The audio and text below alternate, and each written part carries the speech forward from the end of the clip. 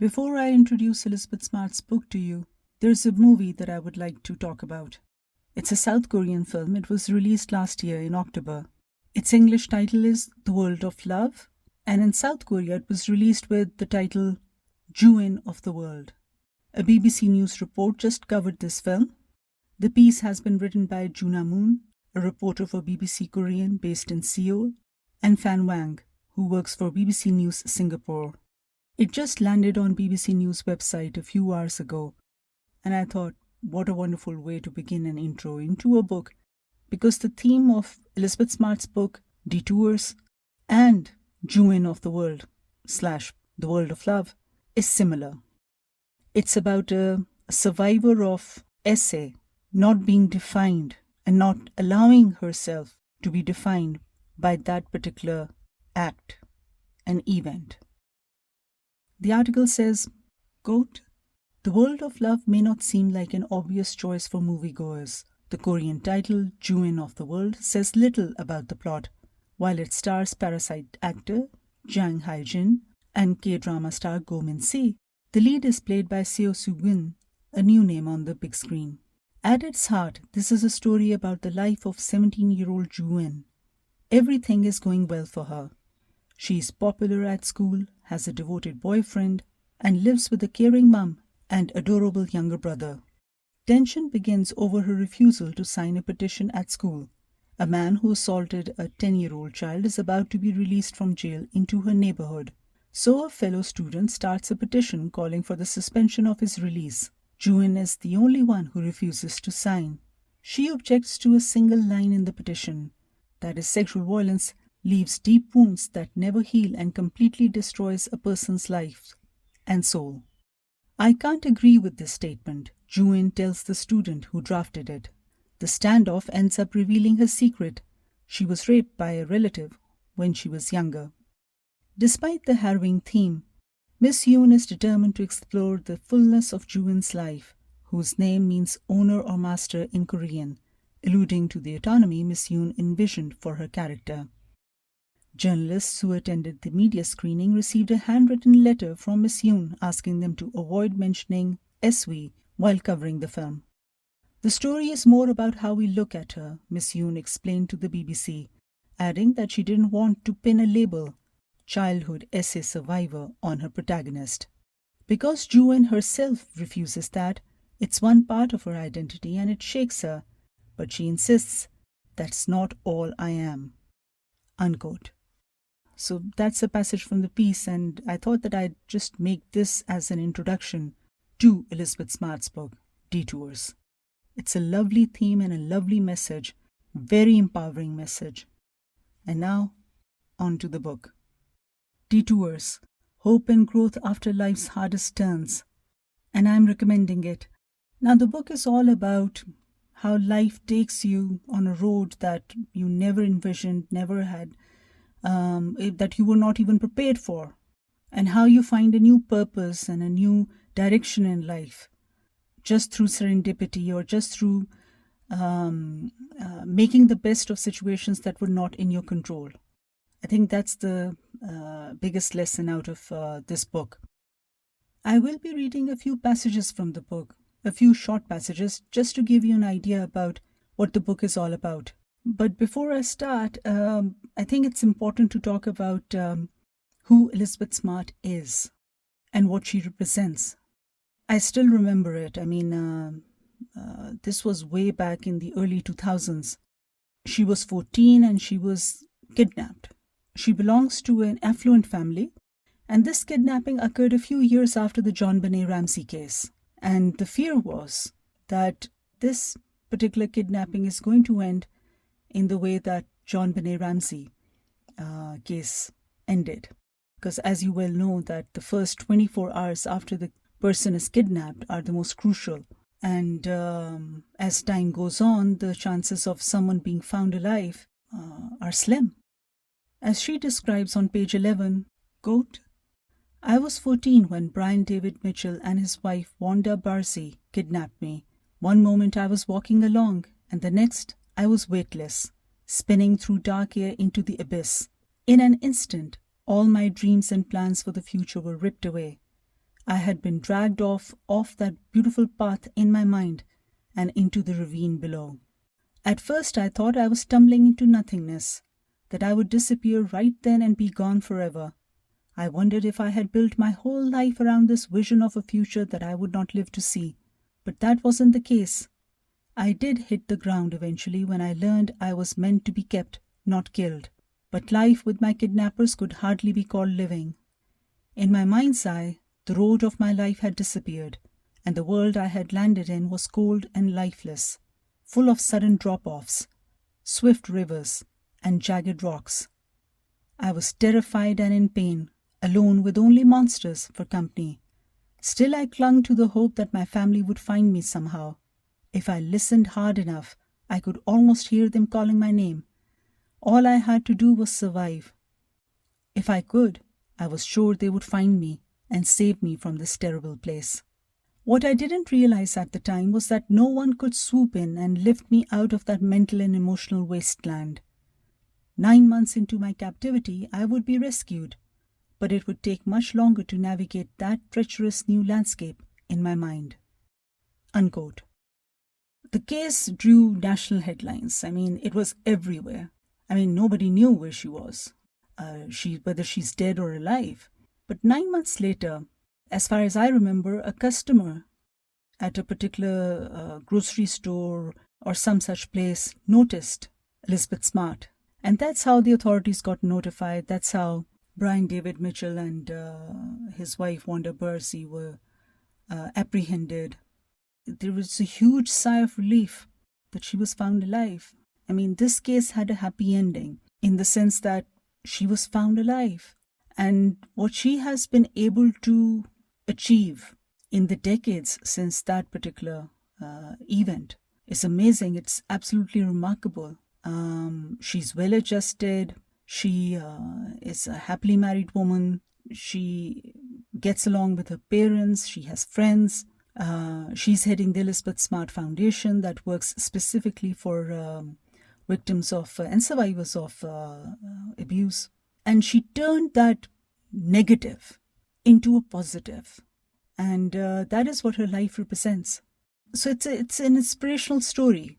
And, it could have gone totally different way. She could have found herself in a totally dark place, like after being rescued.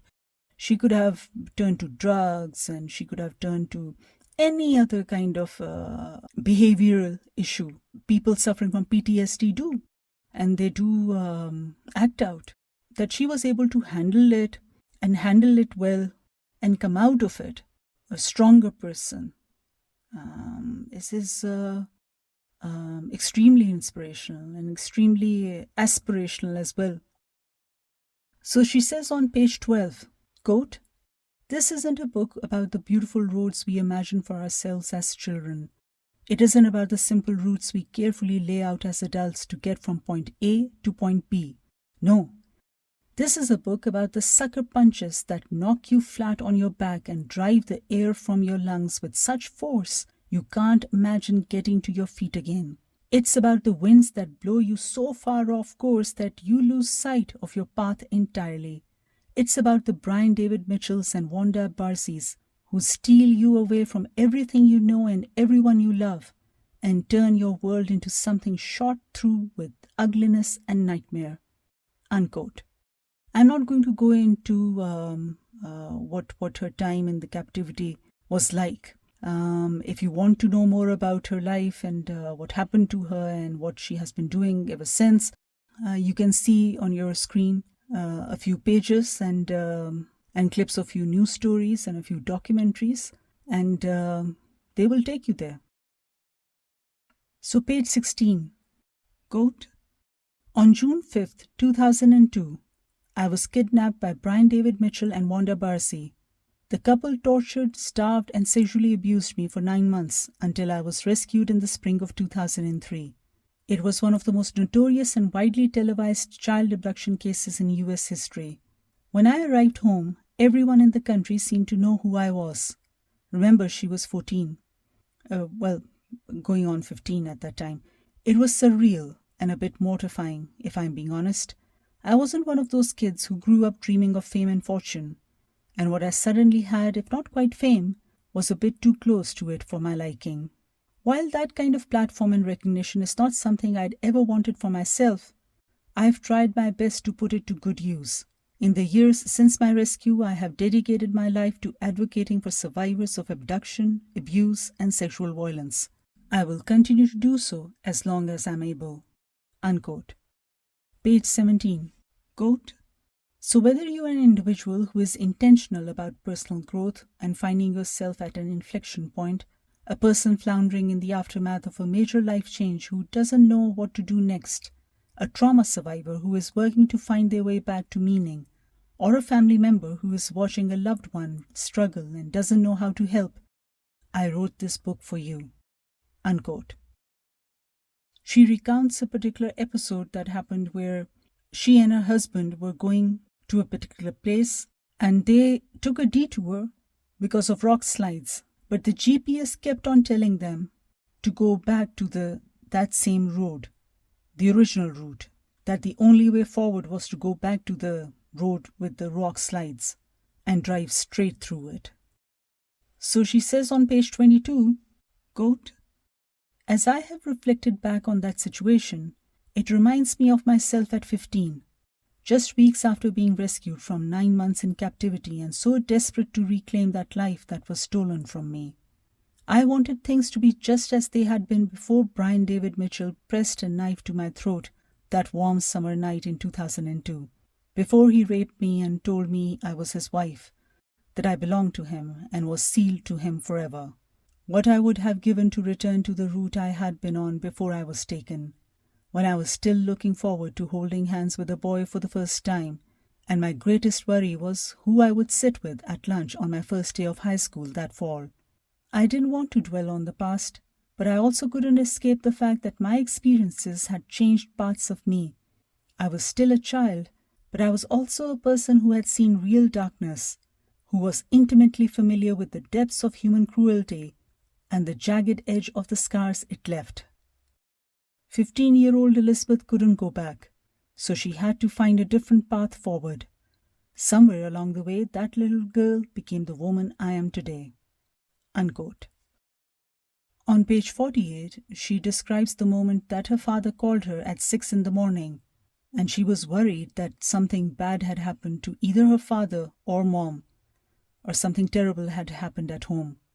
Quote, "It was my dad's voice that responded, 'Elizabeth, I'm leaving the church, I'm divorcing your mother, and I'm gay.'" Unquote. And then she goes on to talk about what significance this announcement had in her life. It's written in a very mature manner. Page 71 to 72. Quote, "Your journey, your detour, is just beginning, but that comparison trap is especially sticky. If you're not careful, it can convince you that your rock slide isn't bad enough, that you're making too big of a fuss, that actually it isn't a rock slide at all. Rock slides are half of a mountain tumbling across the road. This is just a few pebbles, and it will clear up on its own if you stay put. Try to leave those doubts and reservations here. Don't go into this new chapter with all of that still hanging over your head. It will only cloud your vision. You are about to take the first steps into the unknown, and trust me, you'll want to keep your eyes wide open. This detour will have its twists and pitfalls, sure. You'll need to look out for those along the way. But mostly I want to be certain that you have a clear line of sight to all the unexpected joys, all the opportunities to learn and grow and exceed your own expectations. Your new path could take you to destinations you'd never even thought to dream of, and a future that is more fulfilling than what you ever would have imagined for yourself. I know, because I've been there. Drop the comparisons. Drop whatever judgments you've been clinging to for yourself and others. Take your grief and carry it with you, but only as long as you need to.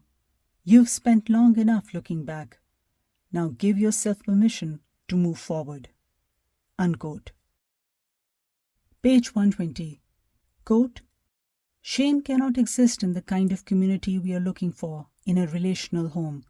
No, in that community, You will be known and loved and fully supported, regardless of your flaws or inadequacies. Shame will no longer have the power to hold you back and drag you down. And when shame has left the picture, you can finally begin to figure out who you are without it. I'm willing to bet it's a person you like very much. That's the power of human relationships. Community is freedom. Connection is strength. Walking a detour on your own is doable, but imagine how much easier it is when you have friends and loved ones by your side. When you walk with your community, they are there to catch you if you stumble, to give you a boost over any boulder that gets in your way. They are there for you to lean on if you hurt yourself, or if you're just too exhausted to keep going on. With our people by our side, we can slay dragons." Unquote. Page 148. Quote, "And if you feel incapable of even beginning to change your inner narrative, if depression or anxiety or feelings of helplessness are overwhelming you, then circle back to rest stop 3 and lean into fearless vulnerability. Put your support systems into use. Seek guidance from loved ones, friends, and professionals according to your needs. Taking that step, recognizing that you can't do it by yourself and need a helping hand, is a powerful act of voluntary control and a destination on its own. So tell me, have you been able to pick out some areas of growth or moments of goodness that have come your way in the aftermath of your rock slide? Or if you are just beginning on your journey, does this encourage you to begin taking those first steps? I hope so. And I hope you know that as a fellow traveler on this road, I know the difficulty, and I'm so proud of any progress you have made.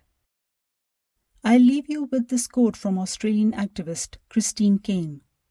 "Sometimes when you are in a dark place, you think you have been buried, but you have actually been planted." Unquote. Detours has been published by Post Hill Press and distributed by Simon & Schuster.